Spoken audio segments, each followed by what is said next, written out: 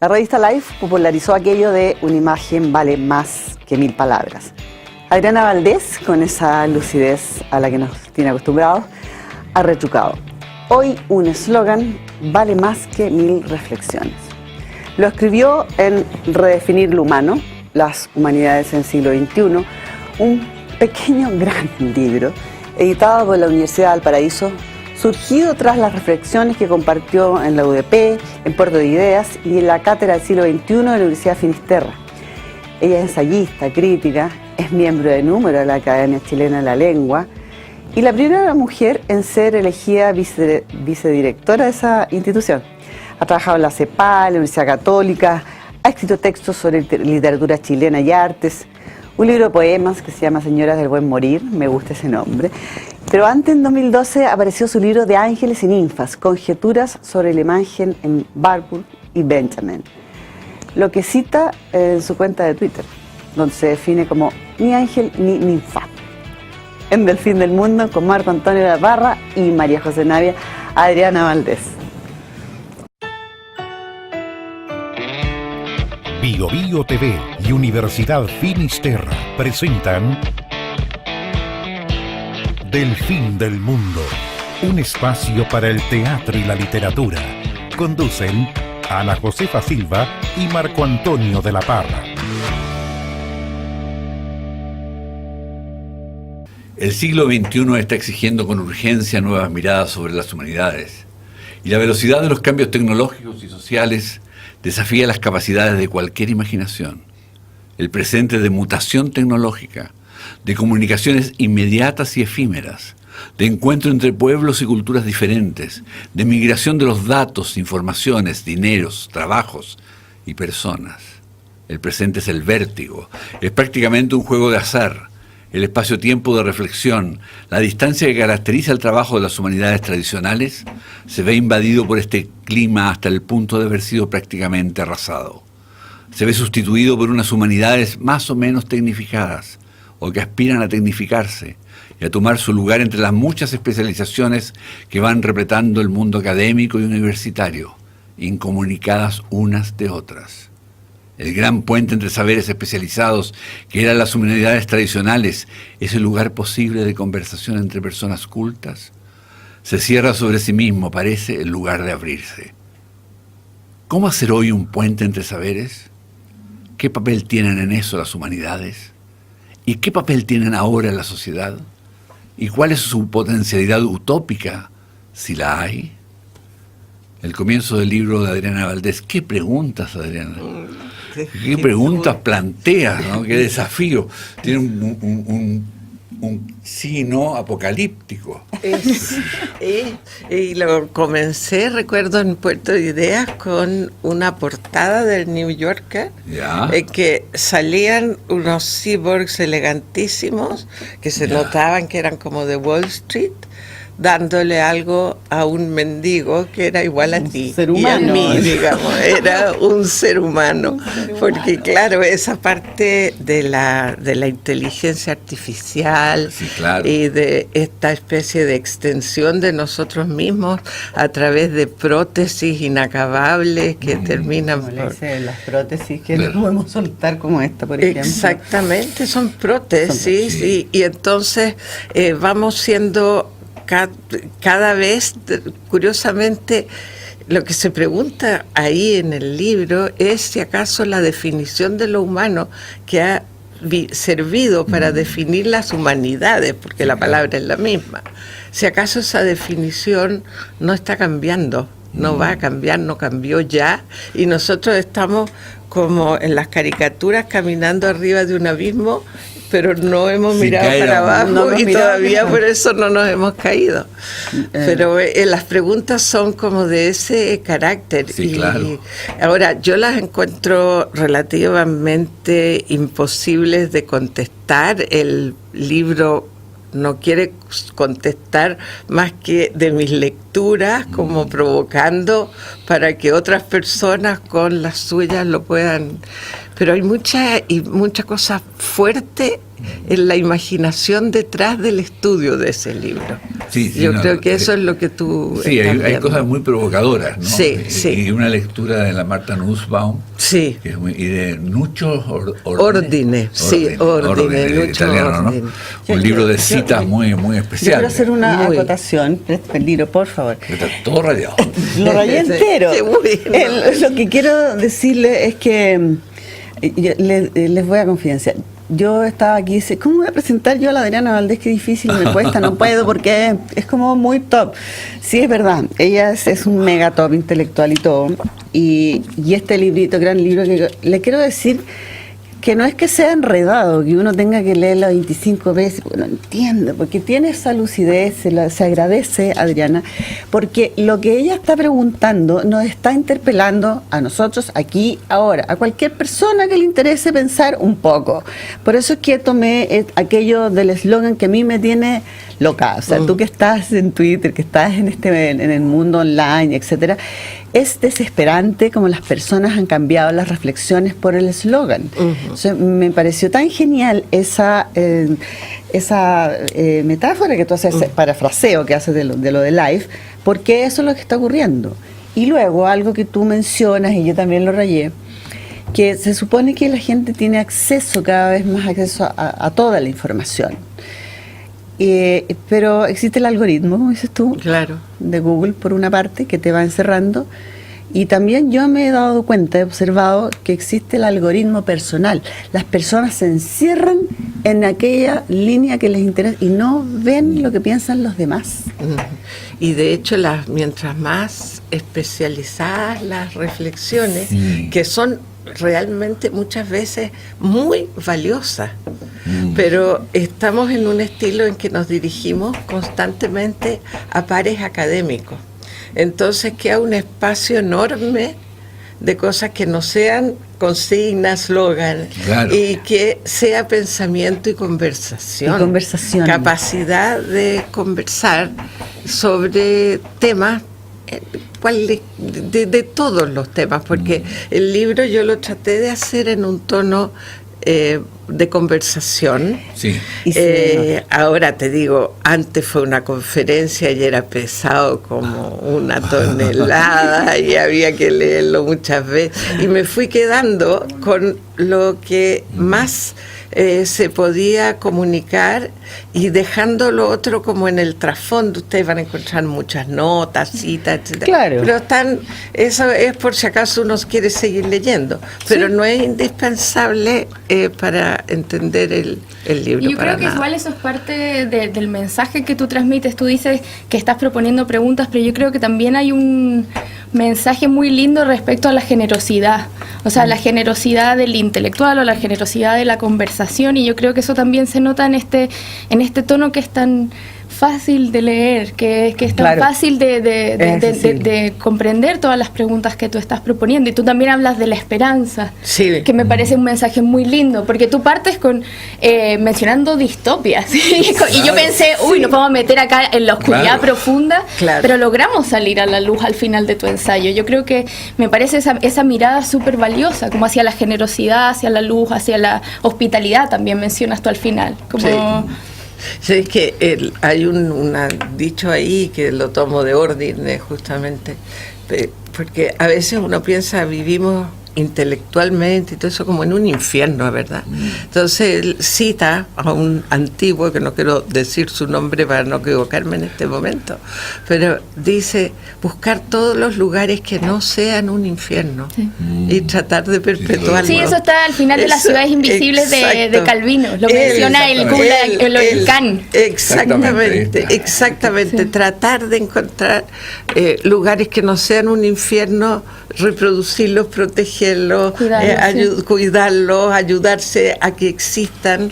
Y yo creo que eso tiene que ver porque no tenemos mucha elección, o sea, la distopia está presente, pero claro. también está la posibilidad de que esto sea un enorme salto cognitivo y que ese salto cognitivo se haya estado anunciando, que es lo que el libro postula, en el siglo XX por parte de gente que no fue nada comprendida en su momento. Es muy interesante Claro, esa parte sí, cuando tú mencionas estos autores incomprendidos, entre ellos Walter Benjamin. Benjamin, nada menos, que uno lo cita tanto, ahora no es verdad. Por ejemplo, también me hizo mucho sentido, mencionas a Marshall McLuhan. Fíjate, me hizo un clic porque cuando yo estudiaba sociología en la Universidad Católica, Marshall McLuhan era una anécdota. Claro. No, era como... Nunca lo estudiamos realmente. Yo creo que en la Escuela de Arte de la Comunicación tuve un contacto con Marshall McLuhan y sus libros y todo lo que él hacía, el medio del mensaje, esos libros que escritos en redondo. Es como anecdótico, como y sucede que el tipo estaba siendo un adelantado nomás. Un adelantado. Nada más, sencillamente, y está vigente. Y Warburg lo mismo. Un tipo capaz de hacer en una tela.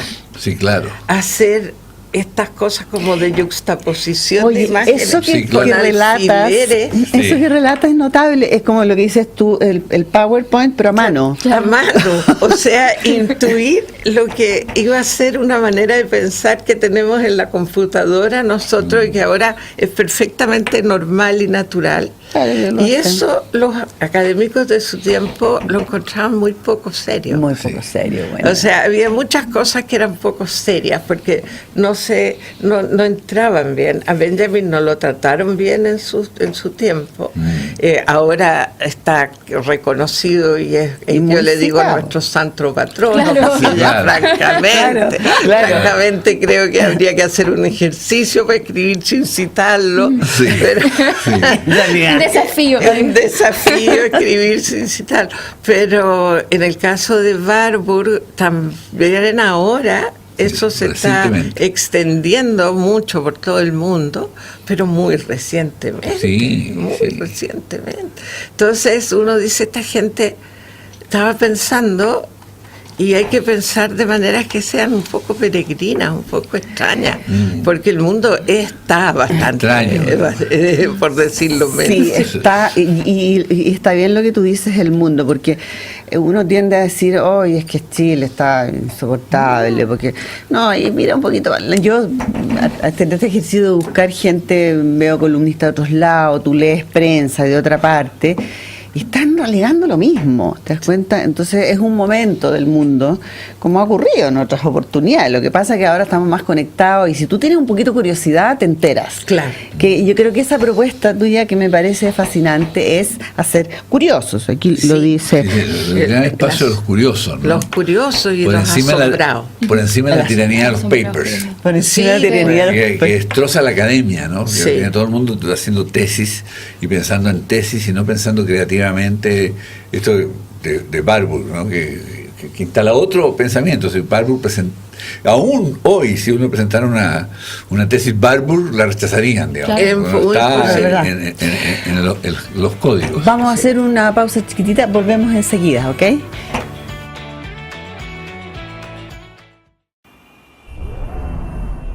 Si eres una persona comprometida con el desarrollo de los demás, si eres de los que piensan que las personas deben ser motivo, centro y fin de nuestras acciones, si eres de los que ven su profesión como una oportunidad para aportar a la sociedad, entonces la Finis es tu lugar. Hay una cita de Martha Nussbaum que pones por ahí. Dice ella: es más fácil tratar a las personas como objetos manipulables si nunca han aprendido otra manera de mirarlas. Eso es increíble, es muy buena la cita. La cita es fantástica. Y me trajo recuerdos de mi formación como psiquiatra, que mi profesor de psiquiatría no quiso darme libros técnicos, con diagnósticos, tratamientos, sino primero literatura. ¿Qué le han dicho a él? Y yo después me encontré con la cita de Comte, esta que dice que el médico, a partir de Descartes y del reloj como modelo, estaba condenado a ser un veterinario de la especie humana, si no conocía primero a quién estaba tratando. Entonces, estamos en un mundo en que los médicos se vuelven veterinarios. Y los cuerpos se transforman en fragmentos, digamos, de subespecialidades. Está pasando con las humanidades también un fenómeno bien curioso en las universidades privadas, que sabiendo que no reciben los mejores puntajes, Entonces, para equilibrar, no aumenta la enseñanza técnica, aumenta la enseñanza humanista. Ujú. Para mejorar el rendimiento, para mejorar su capacidad de entender. Exacto. Como que ahí se van creando espacios donde uno no esperaba. Ujú. Espacio para las humanidades. Espacio porque son como la gran preparación para entender y para luego ver el sentido de lo que uno aprendió. Y ver dónde encaja y cómo encaja. Pensaba, cuando pongo al final, digamos, porque todos los libros son un poco circulares, esa primera pregunta es, la cita de Martha Nussbaum es muy importante, porque tiene que ver con las humanidades y la democracia. Claro. La humanidad en el sentido de que te enseñan a ver al otro como sujeto y a imaginarte cómo siente y cómo piensa. O sea, son ejercicios de empatía. Esos son ejercicios de empatía. Y las especializaciones, al revés, tienen una tendencia como a defender sus límites, que hace que la empatía natural se vaya perdiendo. Pero aparte de la democracia, yo te decía que era circular un poco el libro, en el sentido de que empieza con esta idea de las humanidades cerradas sobre sí mismas, termina pensando en que eran torres de marfil, aunque estén un poco revenidas actualmente. Pero y tú propones la torre de control como la nueva metáfora. Fíjate que encontré mejor palabra, porque llevo mucho tiempo es un vigía, fíjate. Sí. Mira qué buena palabra, porque el faro. El faro. Pero claro, pero sobre todo tú observas, es un punto de observación muy privilegiado y amplio, sobre todo amplio. Que uno de los problemas, mira, tú lo mencionabas, yo subrayé, por ejemplo, cuando dice la mente humana tiene que desarrollar aquellas aptitudes que la diferencian de la inteligencia artificial. Claro. Dice, tiene que ser más inventiva y más ladina que nunca. Y tiene toda la razón. O sea, y ahí yo le puse utópico. Pero vamos que se fue. Vamos que se fue, una cosa así. Lo que pasa es que uno se desalienta un poco cuando ve estas conversaciones cerradas, como dices tú, de no escucharse. Estaba pensando en los sonidos del silencio de Simon & Garfunkel, mira qué antiguo, que se dice eso, la gente habla sin escuchar, o sea, habla sin decir, o sea, dice sin hablar, escucha, oye sin escuchar, que son cosas distintas, y eso es lo que pasa, se empieza así como a cerrar, y entonces, como dices tú, esa comunidad donde se conversa de algo hay que defenderla, porque yo creo que por ahí va y se puede lograr. Pero pues, tú haces un taller, un club de lectura, en una librería. Lectura. Yo pienso que eso es muy interesante. Las comunidades efectivas que tú contabas. Exactamente, porque son cosas que son sencillas, que tú puedes llegar, que eres libre para llegar o no llegar. Claro. Todos van a tener un tema en común del cual conversar, y es un tema complejo, como es una obra literaria, no complejo en lo literario, sobre todo complejo en lo humano, porque te agarra muchos estratos, el conocimiento, pero también la empatía afectiva, pero también el contagio sensorial, todas esas cosas. Y tú desafías a unas humanidades en imágenes, no solo en palabras, pensar en imágenes, ¿no? Sí, claro. No quedarse anonadado y aplastado por la imagen, sino de pronto darle una vuelta y empezar a desarrollar otras humanidades, claro, que toman esto. Y ahí está Avi Barbour, te fijas como ejemplo, o sea, cómo se trabaja imágenes. Sí, y fíjate que volviendo como un tiempo anterior al de la imprenta, en que las imágenes coexistían, eran tan importantes como el texto. Y entonces se pensaba con imágenes también. Sí, el Beato de Liébana, o el ilustrador, por ejemplo. Claro, Hildegard de Bingen. O todos estos manuscritos iluminados medievales también. Que yo mostré, porque justamente ahí, pero lo que a ustedes les gustó en un momento y que a mí me sirvió mucho, es la práctica bien escolar del tarot. Sí. Porque lo que pasa con las cartas es que cambian de valor según la posición relativa. Claro, y combinadas con qué otras cartas. Antes de la historia de Saussure y del valor de las palabras en un sistema complejo como el lenguaje, sí. Claro. tú lo puedes explicar con 5 cartas. Ves, si es aquí, se resalta tal cosa, si es acá, se resalta tal otra. Entonces, la contigüidad de 2 imágenes produce una tercera realidad en la mente. Es la teoría de la edición en el cine. Exactamente. Y el cine va siendo una nueva humanidad. Ciertos cines, sabemos que hay ciertos cines. Hay un cine que habitualmente se asocia al buen lector, el buen cinéfilo. Exactamente. Es bien curioso. Bueno, esa comunidad, por ejemplo, que yo en las redes sociales ya como que es más esa comunidad de la gente que nos gusta el cine, los libros, te fijas y conversamos, y son personas con las que tú puedes conversar, y son espacio, porque el resto puede estar tirándose eslogan, como dices tú, pero básicamente, digamos, y te puedes descorazonar un poco. Pero sí hay comunidades, tú puedes formar comunidades, y hay gente que se apasiona con esto, y tiene que ver con las humanidades, como dices tú, de eso va. Sí. Mira, se nos está yendo el programa. Sí. Y yo creo, siempre recomendamos libros. No sé si tú tienes alguno para recomendar. Yo tengo un montón. Yo tengo muchos. Tengo el último que leí, porque injusto recomendar como claro. en la línea del horizonte. El último que leí es El Intocable de John Banfield. Maravilloso libro. Qué libro ese.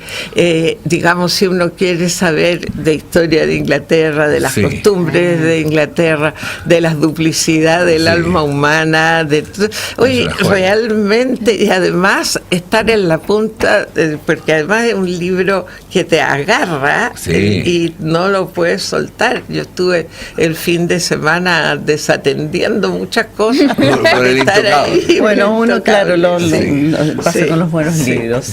¿Tú qué trajiste? Yo traje 2, traje este libro de cuentos, no sé para dónde mostrarlo. Allá, sí. Ya.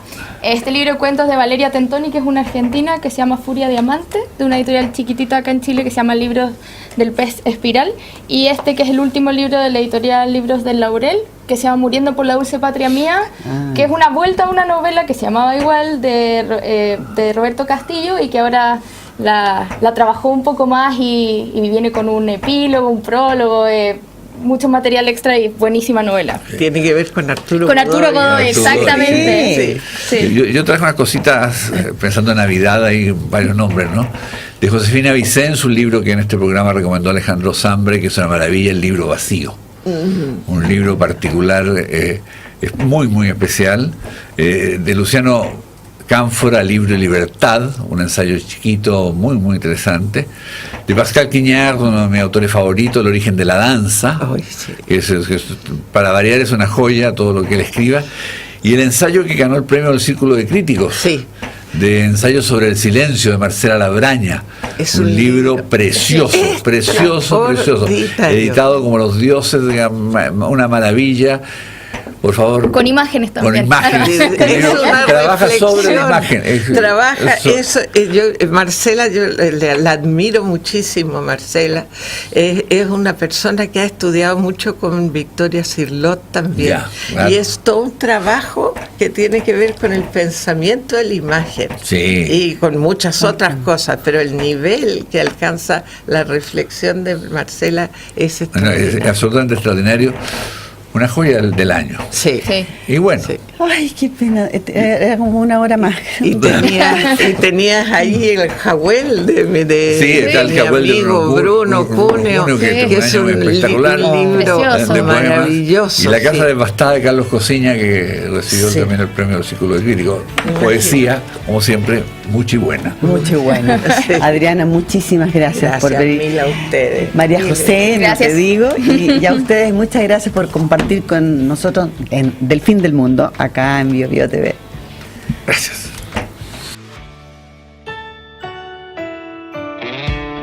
Bio Bio TV y Universidad Finisterra presentó Del Fin del Mundo, un espacio para el teatro y la literatura.